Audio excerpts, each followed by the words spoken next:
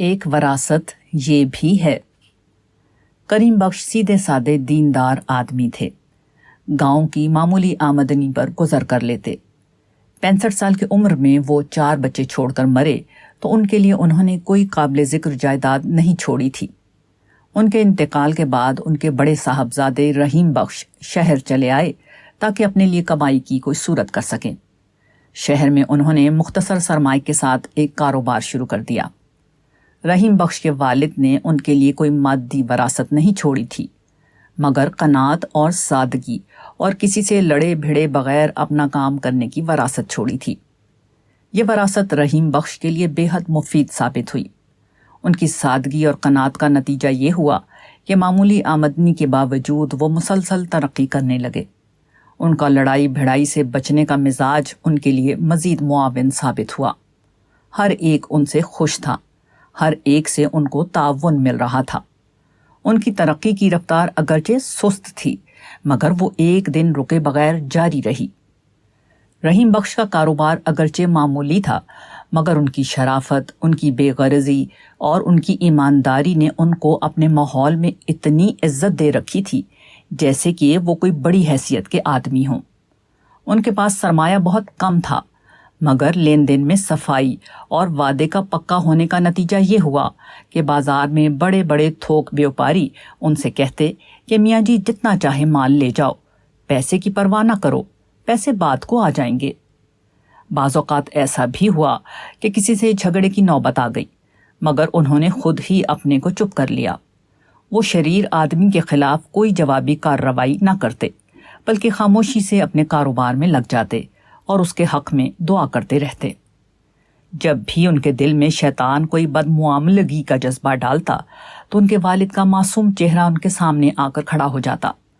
ان کو ایسا محسوس ہوتا کہ اگر میں نے کوئی غلط معاملہ کیا یا کسی سے جھگڑا فساد کیا تو میرے باپ کی روح قبر میں تڑپ اٹھے گی۔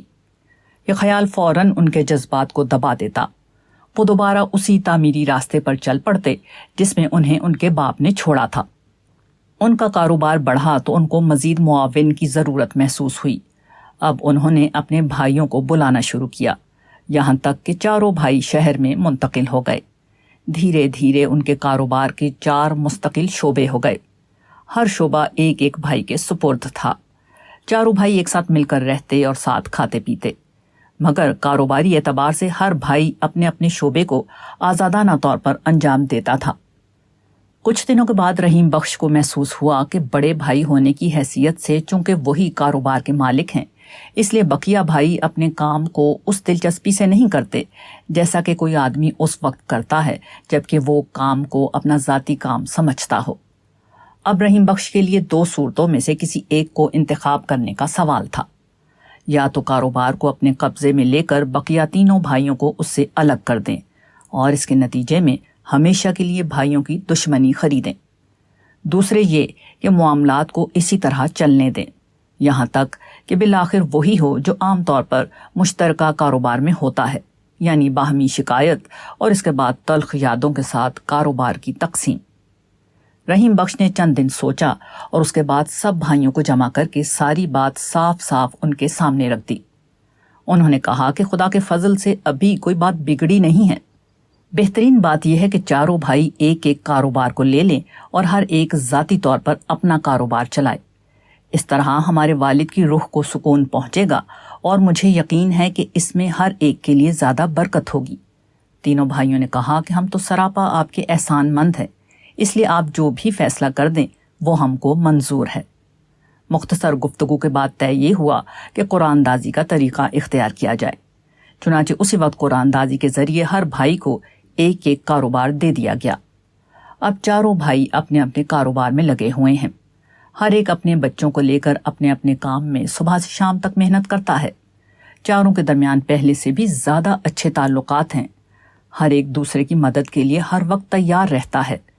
4 نے الگ الگ اپنے مکانات بنا لیے ہیں، مگر رحیم بخش اب بھی اسی طرح سب کے بڑے بھائی ہیں جیسے وہ پہلے بڑے بھائی تھے۔ ایک بھائی جو بات کہہ دے اس کو دوسرا بھائی کبھی نہیں ٹالتا۔ ایک گھر میں کوئی ضرورت پیش آ جائے تو 4 گھروں کی عورتیں اور بچے مل کر اس کو اس طرح کرتے ہیں جیسے وہ ہر ایک کا اپنا کام ہو۔ اکثر باپ یہ سمجھتے ہیں کہ اپنی اولاد کے لیے سب سے بڑی وراثت یہ ہے کہ وہ ان کے لیے مال اور جائیداد چھوڑ کر اس دنیا سے جائیں، مگر حقیقت یہ ہے کہ سب سے زیادہ خوش نصیب اولاد وہ ہے جس کے باپ نے اس کے لیے بااصول زندگی کی وراثت چھوڑی ہو۔ وہ اپنی اولاد کو یہ سبق دے کر دنیا سے گیا ہو کہ اپنی محنت پر بھروسہ کرو، لوگوں سے الجھے بغیر اپنا کام کرو، اپنے واجبی حق پر قناعت کرو، حال کے فائدوں سے زیادہ مستقبل کے امکانات پر نظر رکھو، خوش خیالیوں میں گم ہونے کے بجائے حقیقت پسندی کا طریقہ اختیار کرو۔ مادی وراثت سے زیادہ بڑی چیز اخلاقی وراثت ہے، مگر بہت کم باپ ہیں جو اس حقیقت کو جانتے ہوں۔